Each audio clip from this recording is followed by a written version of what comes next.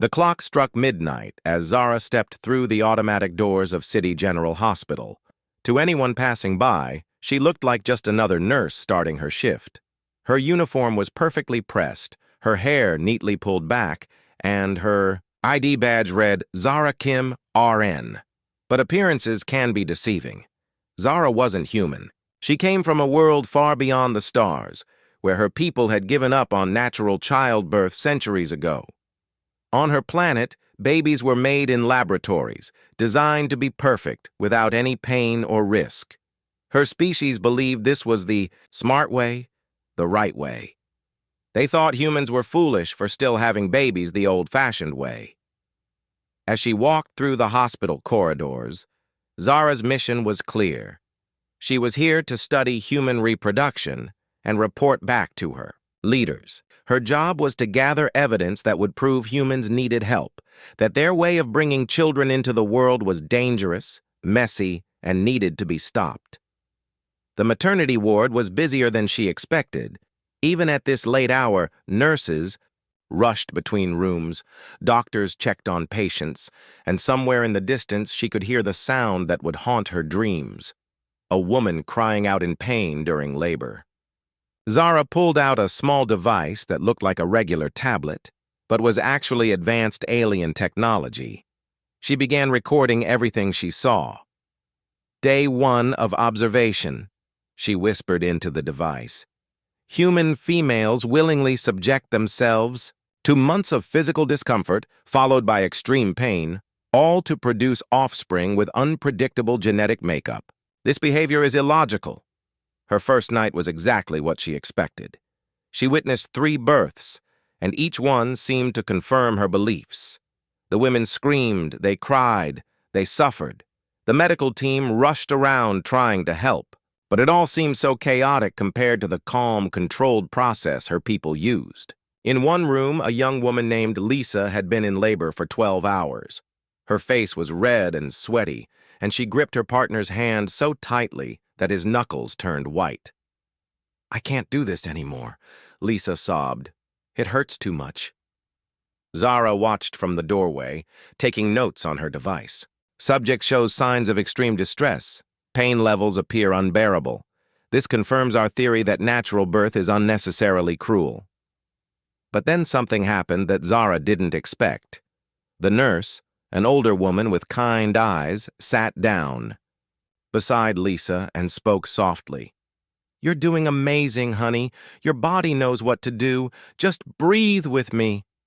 The nurse demonstrated slow, deep breaths, and Lisa began to follow along. Within minutes, Lisa's panic subsided. Her breathing became steadier, and though the pain was still there, she seemed calmer. "That's it," the nurse encouraged. "You're so strong. Your baby is almost here." Zara found herself leaning forward, watching more carefully. This wasn't in her training. Her people had told her that human birth was just suffering, but she was seeing something else: support, encouragement, and a kind of strength she didn't understand. The next room held another surprise. A woman named Carol was about to give birth to her 4th child. Unlike Lisa, Carol seemed almost relaxed. She chatted with her husband between contractions, even managing to laugh at his nervous jokes. "Honey, you look more scared than I do," Carol teased her husband, who was pacing back and forth. "Remember, I've done this before, 3 times actually." I know," he replied, running his hands through his hair. "But I still worry every time." Zara was confused. If this woman had been through this painful process 3 times before, why was she doing it again? Why was she so calm?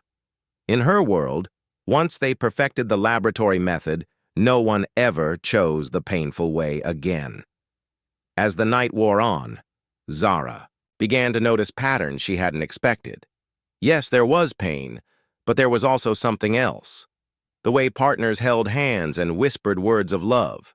The way grandparents waited in the hallway with excited smiles. The way nurses celebrated each successful birth as if it was their first time witnessing a miracle. Around dawn, Zara was assigned to help with a delivery that would challenge everything she thought she knew. A woman named Rosa had been trying to have a baby for 5 years. She had lost 2 pregnancies before this one, and now, at 38 weeks, she was finally in labor. "This is it," Rosa whispered to her husband as they walked into the delivery room. "Our baby is really coming." Her husband's eyes filled with tears. "After all this time, I can hardly believe it." Zara watched as Rosa went through labor. Yes, there was pain, just like the others. But there was something different in Rosa's face. Every contraction, every difficult moment seemed to be met with determination rather than despair. "I've waited so long for you," Rosa whispered, placing her hands on her belly. "We're going to meet you soon, little one." As the sun began to rise over the city, Zara found herself questioning everything she had been taught. Her device was full of observations about pain and medical complications, just as she had expected. But it was also full of notes about things she hadn't anticipated: love, hope, determination, and joy. She looked around the maternity ward with new eyes. The crying she heard wasn't just pain, it was effort, it was work, it was women fighting to bring new life into the world. The chaos wasn't disorder, it was a carefully choreographed dance of medical professionals working together to help families grow. As her first shift ended, Zara walked back through those automatic doors, but she was no longer the same confident observer who had entered 12 hours earlier. Her mission was supposed to be simple: prove that human reproduction was flawed and needed to be fixed. But already on just her first day, she was beginning to wonder if maybe, just maybe, her people were the ones who had gotten it wrong. The morning sun warmed her face as she stood outside the hospital, and for the first time in her life, Zara began to question whether perfection was really better than the beautiful, messy, complicated reality of human love. 3 weeks had passed since Zara first walked into City General Hospital. She had settled into her role as a night nurse, and the other staff members had accepted her as one of their own. They had no idea that behind her kind smile and helpful nature, she was actually an alien observer studying their every move. Every night, Zara filled her reports with what she saw: the long hours of labor, the medical complications, the exhaustion on women's faces. Her superiors back home were pleased with her findings. "Excellent work, Agent Zara," came the message from her home planet. "Your reports confirm what we already knew. Human reproduction is inefficient and causes unnecessary suffering." But something was changing inside Zara, though she didn't want to admit it. Each night she found herself staying a little longer with the families. She began to remember their names, their stories, their fears and hopes. This wasn't supposed to happen. She was meant to be a cold, scientific observer, not someone who actually cared. Then came the night that would change everything. Dr. Martinez rushed into the nurses' station, his face showing concern. "We need all hands on deck," he announced. "Room 312 has been in labor for 18 hours. Both mom and baby are showing signs of distress. We might need to do an emergency procedure." Zara was assigned to assist, and as she walked toward room 312, she tried to put on her professional mask. This would be just another case study for her reports, just another example of how dangerous human birth could be. But when she entered the room, she saw something that made her pause. A young woman named Katie lay on the hospital bed, her face pale with exhaustion. Beside her sat her husband, David, holding her hand and speaking to her in the gentlest voice Zara had ever heard.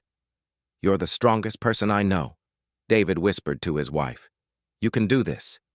We can do this together." Katie squeezed his hand weakly. "I'm so tired, David. What if something goes wrong?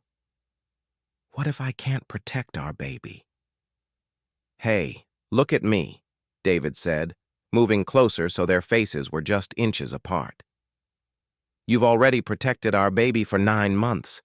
You've eaten healthy food, taken vitamins, went to every doctor's appointment. You've been the perfect mom already, and our baby isn't even here yet." Zara stood in the corner, pretending to check medical equipment while actually watching this exchange. On her planet, emotional displays during medical procedures were considered distracting and inefficient. But here, she was seeing something different. David's words seemed to give Katie new energy, new strength. The hours that followed were the most intense Zara had ever witnessed. Katie's condition became more serious, and the medical team had to make quick decisions. Through it all, David never left his wife's side.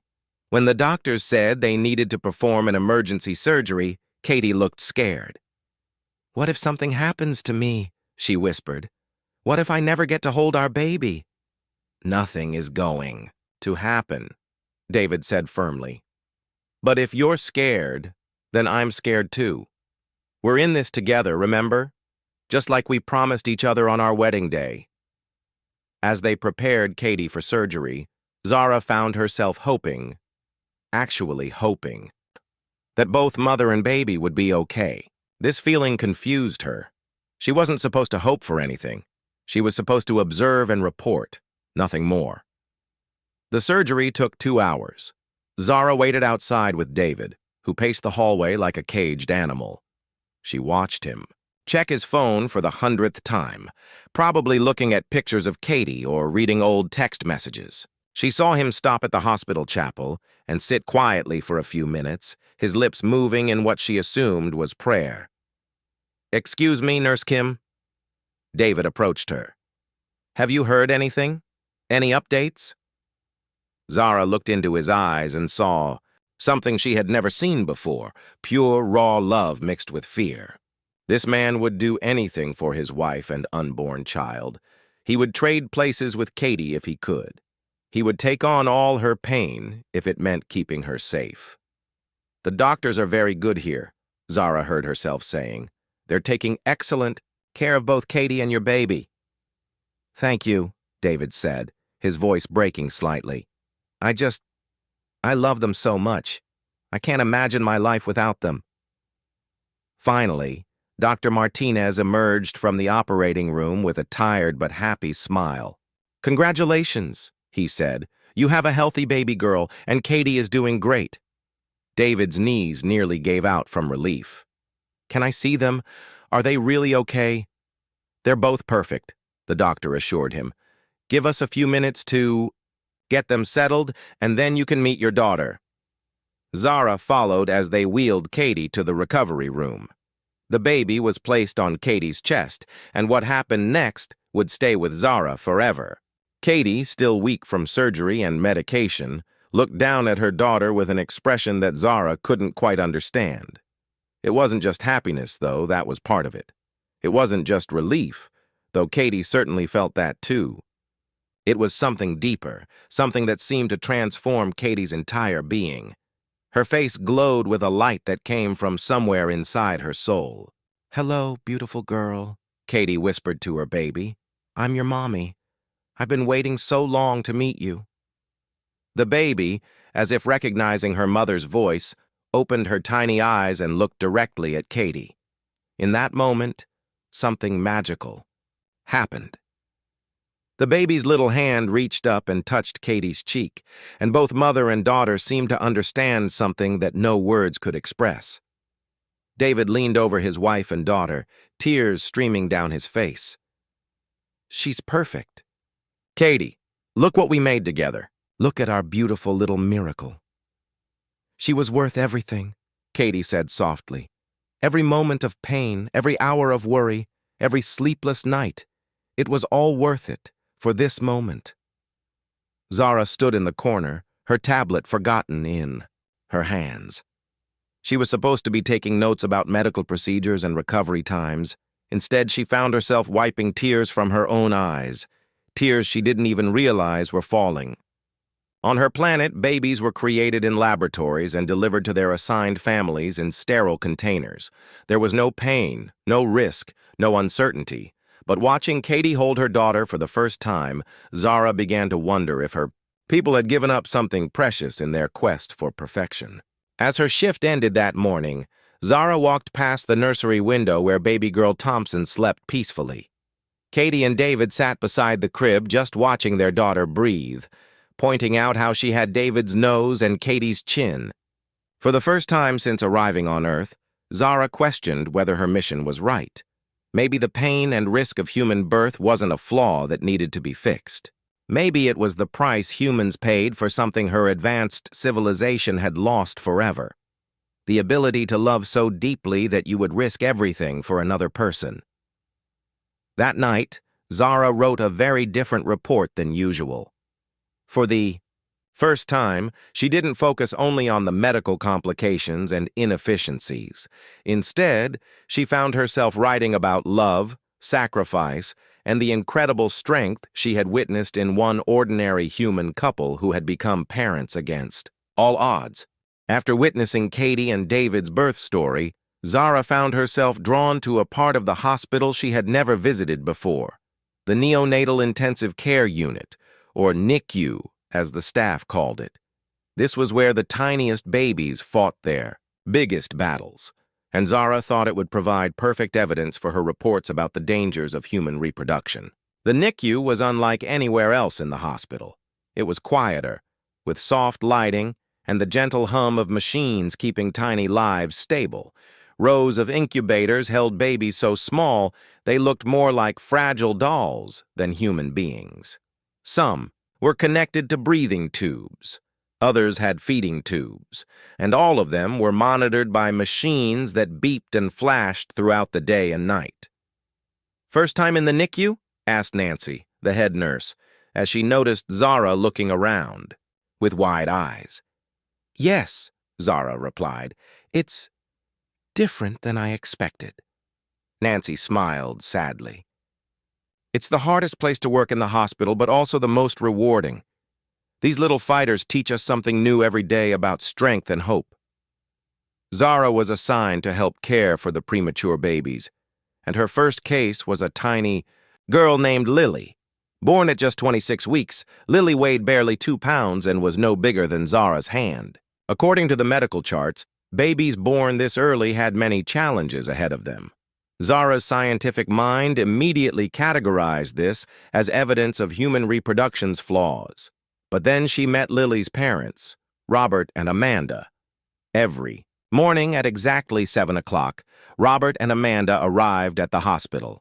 They would wash their hands carefully, put on hospital gowns, and spend the entire day beside Lily's incubator. Robert would read newspapers out loud, telling Lily about the weather and sports scores. Amanda would sing soft lullabies and talk about their plans for when Lily came home. "Good morning, sunshine," Amanda would whisper each day, placing her hand on the incubator. "Mommy and Daddy are here. We're not going anywhere." Zara watched this routine for days, puzzled by what she saw. These parents were spending their life savings on hospital bills. Robert had taken leave from his job. Amanda barely ate or slept. By any logical measure, they were making poor decisions that would affect their financial and physical health. But something strange was happening to Lily. Despite her medical challenges, she was slowly getting stronger. The doctors couldn't explain why some babies thrived while others with similar conditions struggled. The medical equipment could monitor her heart rate and breathing, but it couldn't measure what Zara was beginning to notice, that Lily seemed calmer when her parents were nearby. "Nurse Kim," Amanda called one afternoon, "could you help me with something?" Zara approached the incubator, where Amanda was gently stroking Lily's tiny hand through the access port. "I've been reading about skin-to-skin contact," Amanda explained. "They call it kangaroo care. The nurse said it might help Lily, but I'm scared I might hurt her. She's so small." Zara helped Amanda carefully lift Lily from the incubator and place her on Amanda's bare chest. The baby, who had been restless all morning, immediately settled down. Her breathing became steadier and her heart rate improved on the monitors. "How does she know?" Amanda whispered, tears in her eyes. "How does she know I'm her mommy?" Zara had no scientific answer for that question, but she was starting to understand that maybe science couldn't explain everything she was seeing in this hospital. The next case that captured Zara's attention was baby Oliver, born at 28 weeks to a teenage mother named Jessica. Jessica's situation was complicated. She was only 17, still in high school, and the baby's father had disappeared when he learned about the pregnancy. According to Zara's training, this represented the worst possible scenario for human reproduction. But Jessica surprised everyone. Despite being young and scared, she showed up at the NICU every day after school. She would do her homework beside Oliver's incubator, talking to him about her classes and her dreams for their future together. "I know I'm young," Jessica told Zara one evening. "Everyone keeps telling me I'm not ready to be a mom. But when I look at Oliver, I feel like I was born to take care of him.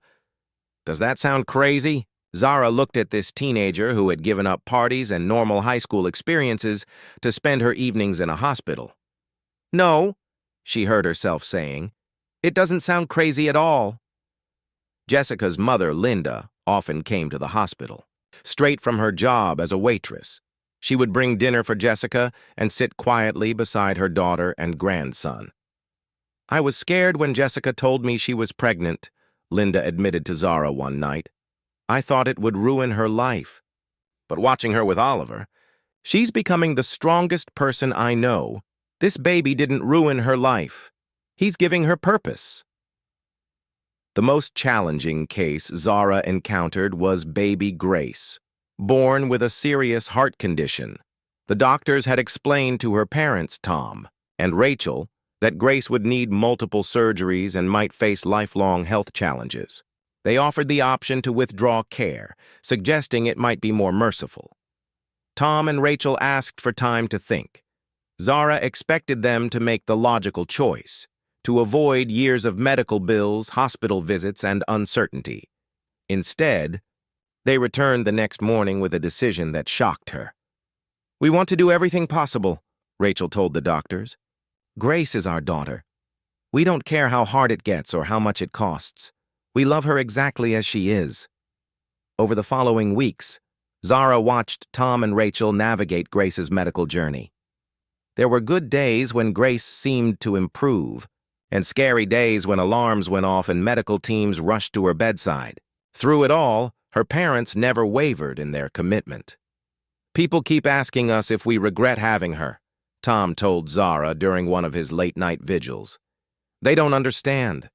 Grace has taught us more about love in 3 months than we learned in our entire lives before her. She's not our burden.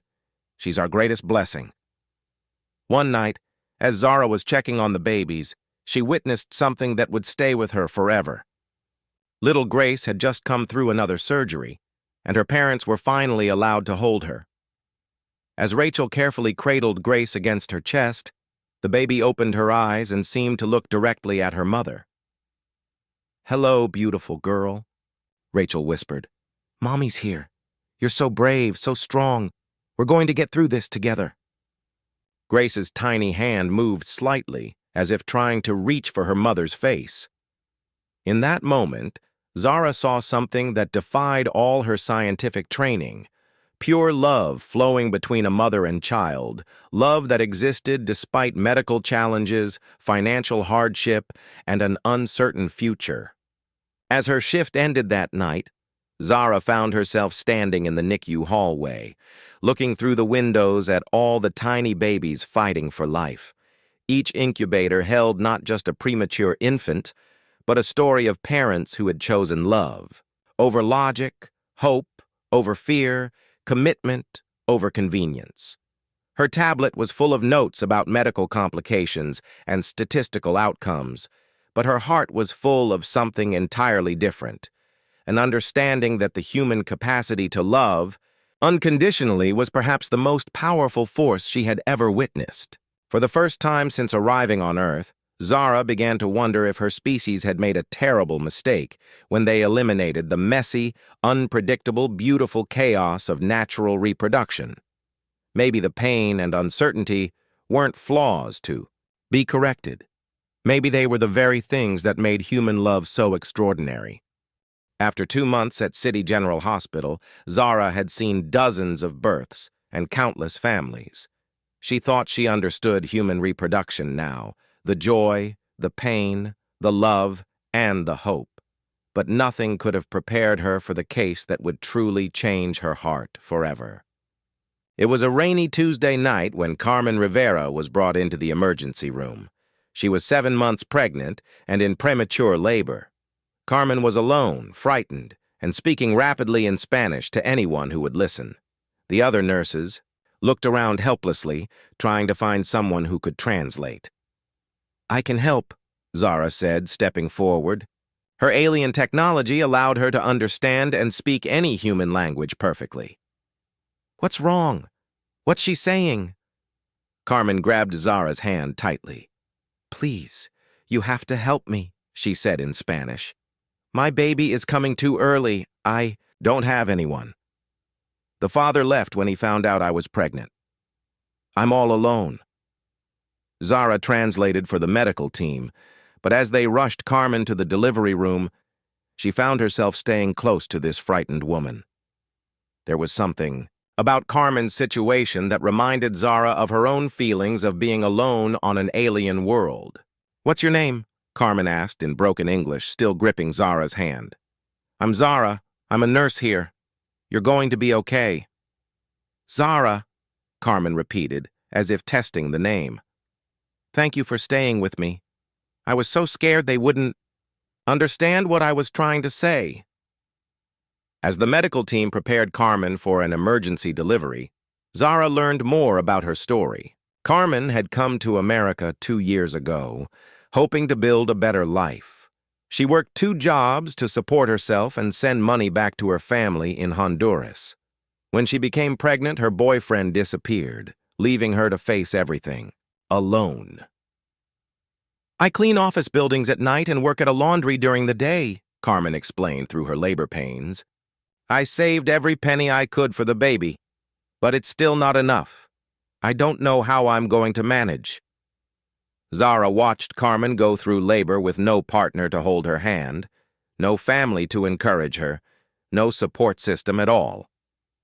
According to everything Zara had been taught, this was proof that human reproduction was flawed. A woman bringing a child into the world without resources or support was the worst possible scenario. But as the hours passed, Zara witnessed something remarkable. Carmen faced each contraction with quiet determination. She didn't complain about being alone or worry about what people would think. Instead, she talked to her unborn baby. "Mijo, we're going to be okay," she whispered in Spanish, rubbing her belly. "Mama is going to take good care of you. We don't have much money, but we have love. That's enough." When baby Carlos was finally born, 6 weeks early but healthy, something magical happened. Carmen looked at her tiny son with eyes full of pure love and made a promise that brought tears to Zara's eyes. "I will give you everything I have, mijo," Carmen said softly. "We will make it together. You and me against the world." In that moment, Zara realized that Carmen wasn't weak or unprepared. She was perhaps the strongest person Zara had ever met. This young woman was willing to sacrifice everything for her child, even when she had nothing to give but love. Over the next few days, as Carmen recovered from delivery, Zara found herself spending more and more time in her room. Carmen had no visitors, no flowers, no cards from family and friends, but she didn't seem sad about it. Instead, she spent every moment focused on baby Carlos. "Tell me about your family," Zara asked one evening as Carmen was feeding Carlos. Carmen's face lit up. "I have 3 sisters and 2 brothers back home. My mother works in a market, and my father fixes cars. They're good people, but there's no work there. That's why I came here." "Do they know about Carlos?" "Yes, I called them when he was born. They cried with happiness. My mother said she wishes she could be here to help, but—" Carmen's voice trailed off. "But what?" "But she can't afford the trip, and I can't afford to bring her here, so it's just me and Carlos for now." That night, something unexpected happened. As Zara was finishing her shift, she noticed other hospital staff members quietly visiting Carmen's room.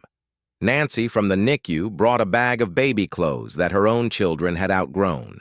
Dr. Martinez checked on Carlos even though he wasn't assigned to the case.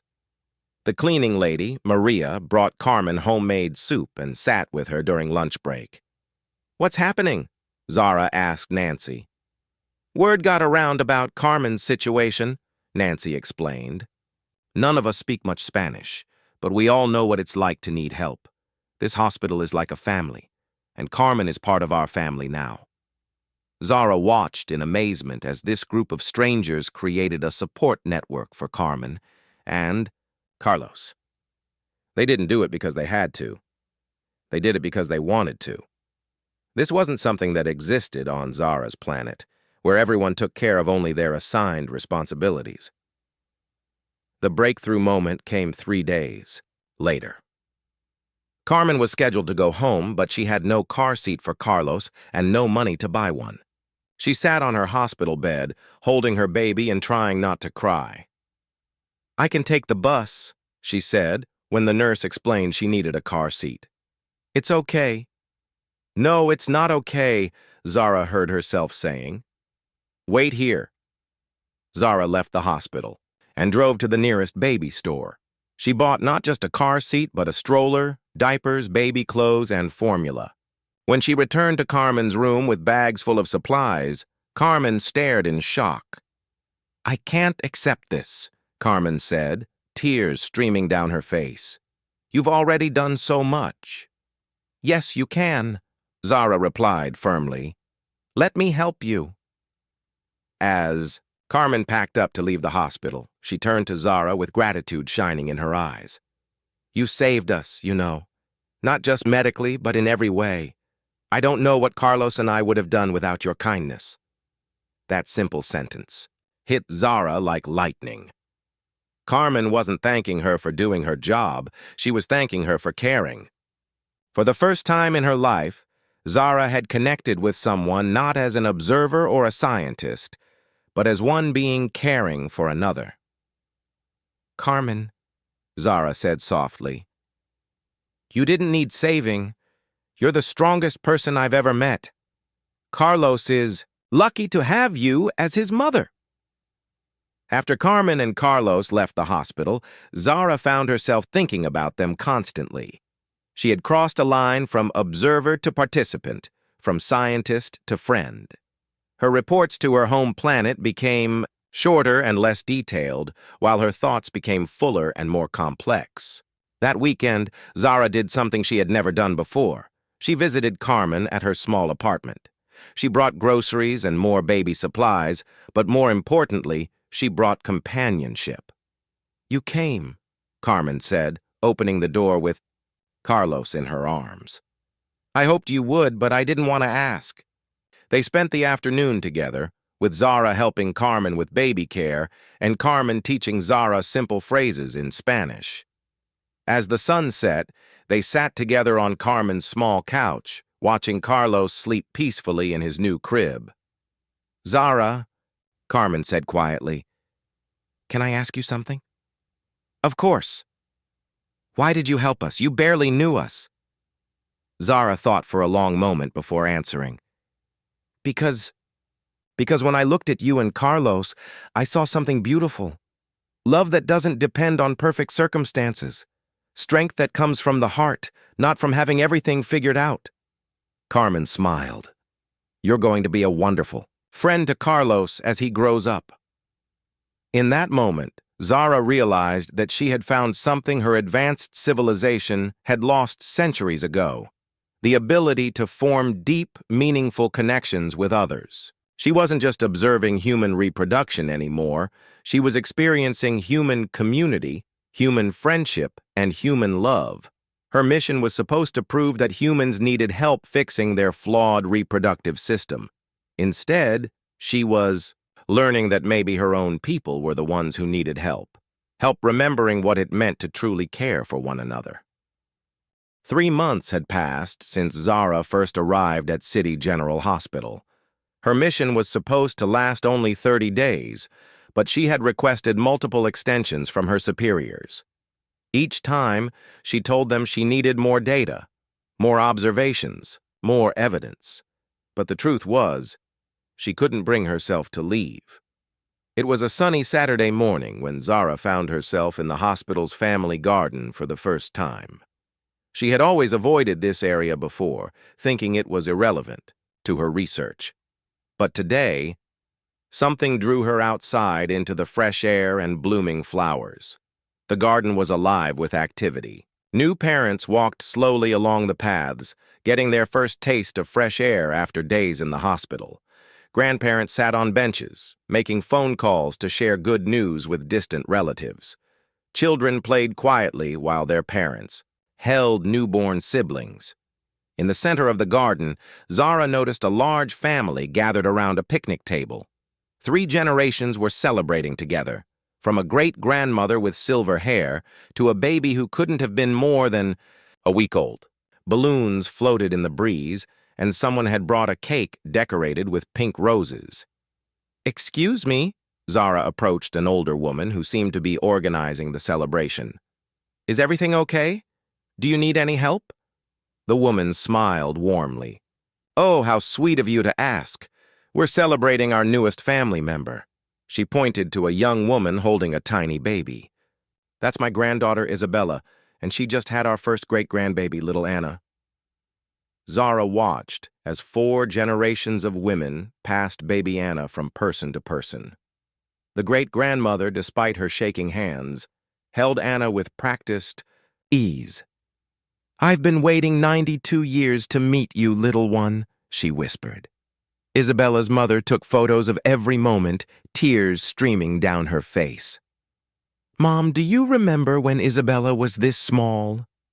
she asked the great-grandmother. "Like it was yesterday," came the reply. "And now look, she's a mama herself. The circle continues." Isabella's younger sister, probably around 16, held Anna with a mixture of awe and nervousness. "She's so perfect," the teenager said. "Her fingers are so tiny. Her eyelashes are like little feathers." As Zara watched this scene, she began to understand something profound. This wasn't just about one baby being born. It was about the continuation of a family story that stretched back generations and would continue for generations to come. Each person in this garden carried pieces of the past and hopes for the future. "Are you a nurse here?" Isabella's mother asked, noticing Zara's hospital badge. "Yes, I work in the maternity ward." "Then you must see this kind of thing all the time. Isn't it amazing? Each baby is a miracle, but they're also a connection to everyone who came before them." Zara nodded, but inside, she was thinking about her own planet. Her people had eliminated this kind of generational connection when they moved to laboratory reproduction. Children were created to be perfect, but they had no genetic link to previous generations. There were no family celebrations, no passing down of stories, no great-grandmothers holding great-grandbabies. Later that afternoon, Zara received a message on her communication device.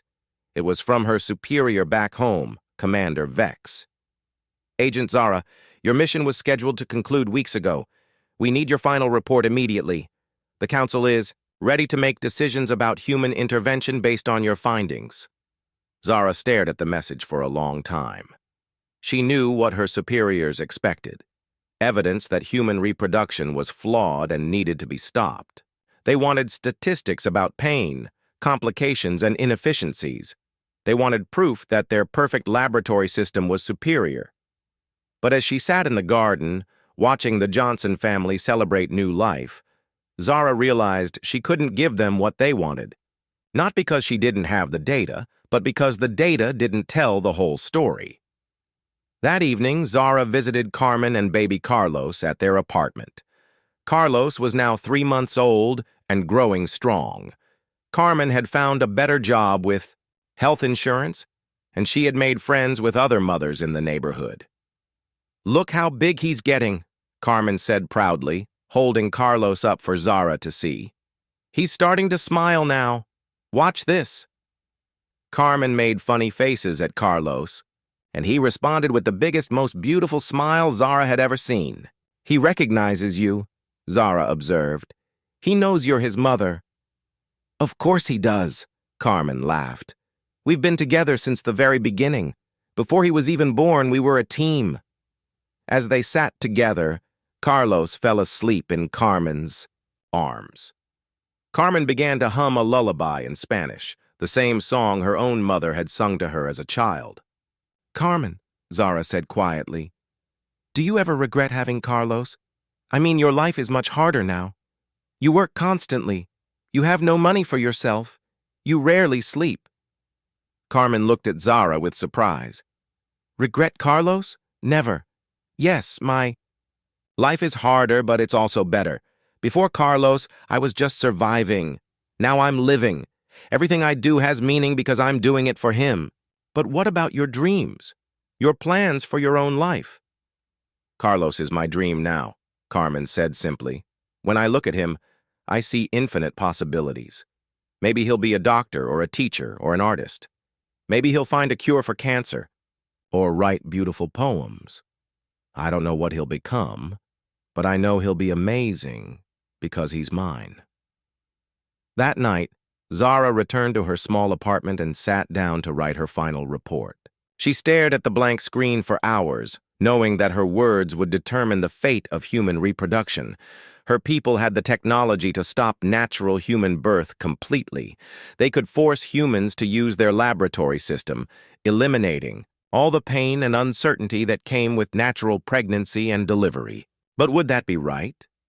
Zara thought about Katie and David, holding their daughter for the first time after a difficult birth.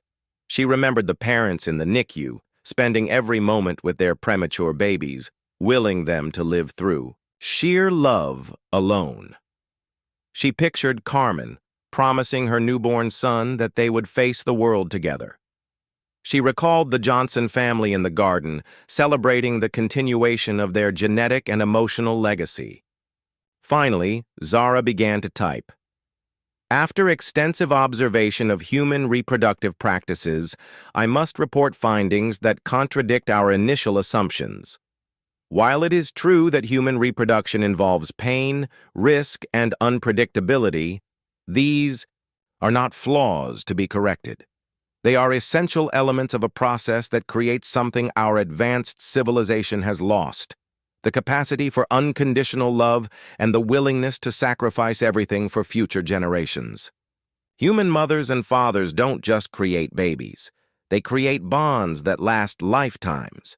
They build families that support each other through difficulties.